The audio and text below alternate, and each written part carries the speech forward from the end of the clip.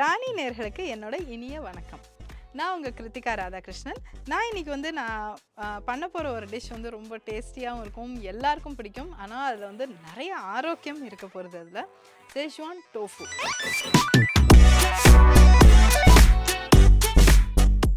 எப்படி பண்ணுறதுன்னு பார்க்கலாமா? தேவையான பொருட்கள்: டோஃபு, பெரிய வெங்காயம், வெங்காயத்தாள், பச்சை மிளகா, உப்பு, இஞ்சி பூண்டு விழுது, Schezwan சாஸ், எண்ணெய், டார்க் சோயா சாஸ். ஸோ இப்போ நம்ம இந்த இன்க்ரீடியன்ஸில் நல்லா எல்லாமே தனித்தனியாக டேஸ்டியான இன்க்ரீடியன்ஸாக இருக்குது.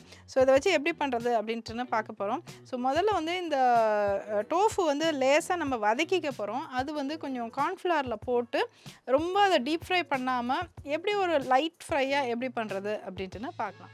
ஸோ இந்த டோஃபுவோட கொஞ்சமாக நம்ம கார்ன்ஃப்ளவர் மாவு ஆட் பண்ணிக்கலாம்.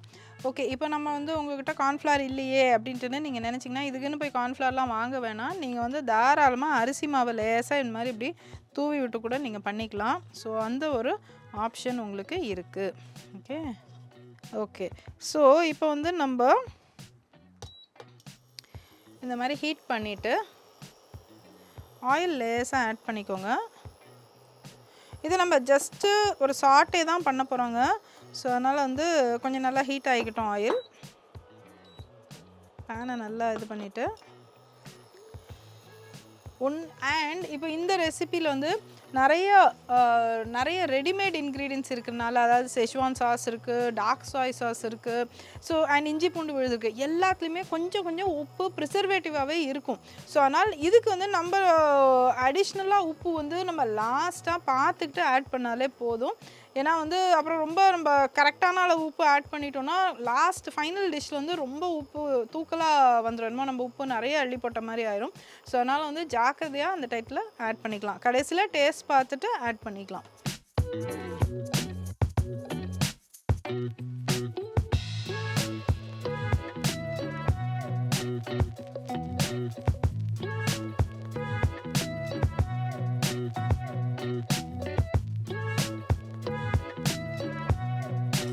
கொஞ்சம் நல்லா பொன்னிறமாக சாட்டே பண்ணி தனியாக எடுத்து வச்சுக்கலாம்.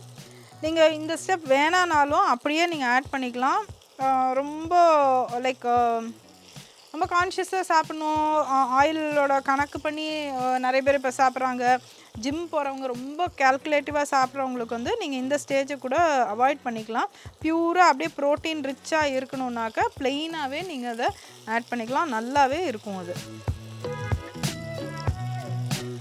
பட் இப்போ இந்த ஸ்டேஜ் நான் ஏன் காமிக்கிறேன் அப்படின்னாக்க இப்போ இதை நீங்கள் ட்ரையாக அப்படியே இப்போ நம்ம இதை வதக்கி வச்சுட்டு இதை தனியாக நம்ம அப்படியே சாப்பிட்ணுன்னா கூட இந்த ஸ்டேஜில் ஃபிங்கர் ஃபுட் மாதிரியும் நீங்கள் சாப்பிட்லாம் அதை. ஸோ அதனால தான் நான் உங்களுக்கு இந்த ஸ்டேஜை சாப்பிட்றேன். ஸோ இந்த ரெசிப்பியில் ஒரு குட்டி ரெசிப்பியும் அடங்கியிருக்கு. அந்த குட்டி ரெசிபி என்னென்னா ஸ்டேஜ் 1. இப்போ நம்ம வதக்கி நம்ம சாப்பிட்றோம் இல்லையா, அதையே நம்ம அப்படியே நம்ம டூத்பிக்கை வச்சு நம்ம வதக்கி சும்மா அப்படியே சாப்பிட்டுக்கலாம். அதை தக்காளி சாஸ் வச்சு கூட சாப்பிட்டுக்கலாம் அப்படியே.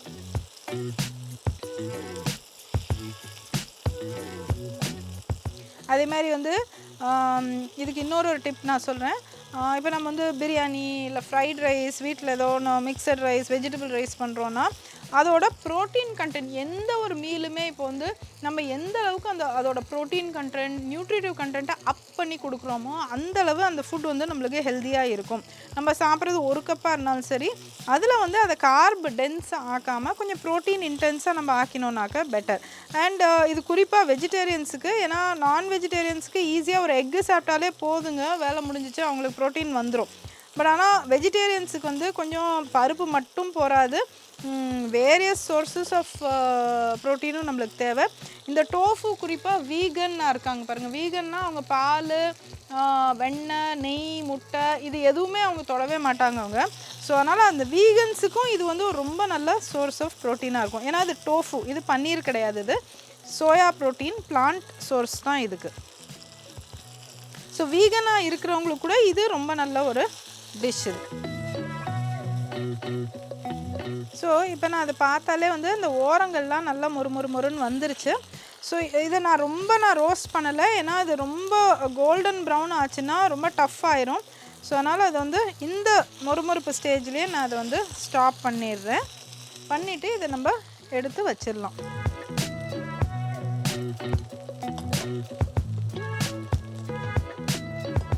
நீங்கள் இதை அப்படியே ஃபிங்கர் ஃபுட்டாக சாப்பிட்றவங்களா இருந்தால் இந்த ஸ்டேஜில் கொஞ்சோண்டு உப்பு வேணால் ஆட் பண்ணிக்கோங்க. நான் வந்து ஐம் கண்டினியூயிங் வித் டிஷ்ஷுங்கிறனால நான் வந்து அடுத்த ஸ்டேஜில் தான் நான் வந்து பாக்கியெல்லாம் ஆட் பண்ண போகிறேன். இப்போ வந்து இந்த மாதிரி வெங்காயம் வந்து கொஞ்சம் பெருசாக நறுக்கி வச்சுக்கோங்க. அதே மாதிரி ஸ்ப்ரிங் ஆனியன், இது வந்து வெங்காயத்தாள் அப்படின்ட்டு நம்ம சொல்லுவோம். இதை வந்து கொஞ்சோண்டு இங்கே உள்ள கொஞ்சம் நிறைய நான் வந்து மேலே டெக்கரேஷனுக்கும் சேவ் பண்ணி வச்சுக்க போகிறேன்.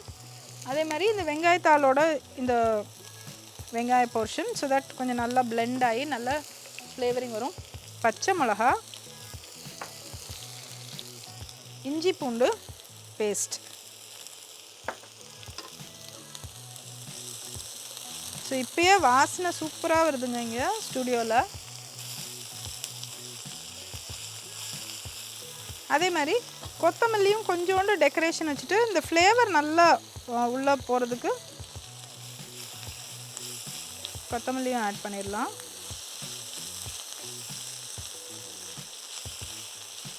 ஸோ இது ரொம்ப ரொம்ப ஈஸி அண்ட் எக்ஸ்ட்ரீம்லி குவிக், ரொம்ப நல்ல டிஷ் இது.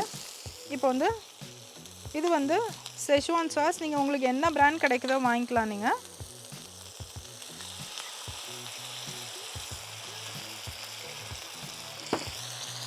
கொஞ்சம் அப்படியே ஃப்ளேமை குறைச்சிக்கலாம். அதில் சோய் சாஸ். இப்போது இந்த பொரிச்சு வச்ச இதை ஆட் பண்ணிக்கலாம்.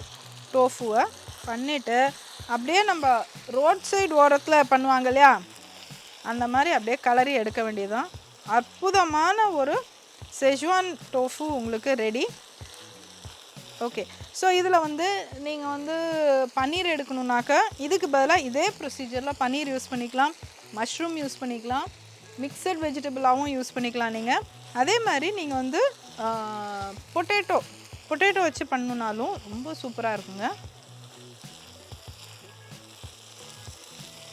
ஸோ உங்களுக்கு வந்து இப்போ நம்ம இது வரைக்கும் ஆடட் சால்ட் ஒன்றுமே ஆட் பண்ணலை. இந்த ஸ்டேஜில் நீங்கள் ஜஸ்ட்டு டேஸ்ட் பார்த்துக்கோங்க.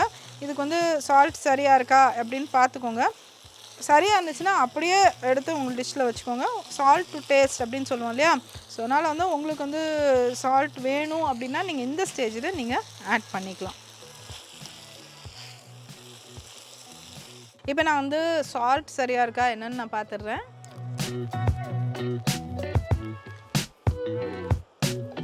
பர்ஃபெக்டாக இருக்குங்க. ஸோ அதனால் வந்து நான் இன்னும் சால்ட் ஆட் பண்ணலை. உங்களுக்கு நல்லா இன்னும் கொஞ்சம் ஸ்பைசி அண்ட் சால்ட்டியாக வேணும்னா நீங்கள் தாராளமாக ஆட் பண்ணிக்கலாம். இது அப்படியே பிளேட்டிங் எப்படி பண்ணுறது அப்படின்னு பார்த்துடலாம்.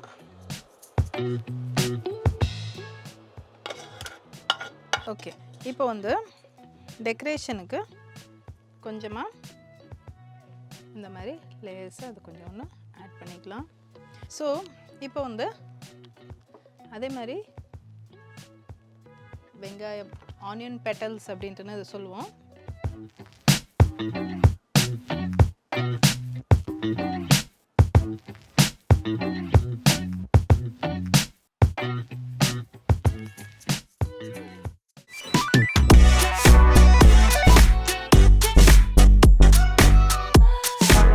Thank you so much for watching. நான் உங்களுக்கு இன்னொரு ரொம்ப டிஃப்ரெண்ட்டான ஒரு ரெசிபி, இன்னொரு ஸ்பெஷல் அக்கேஷன் தான் நான் உங்களுக்கு சொல்கிறேன். Till then, see you. Bye-bye.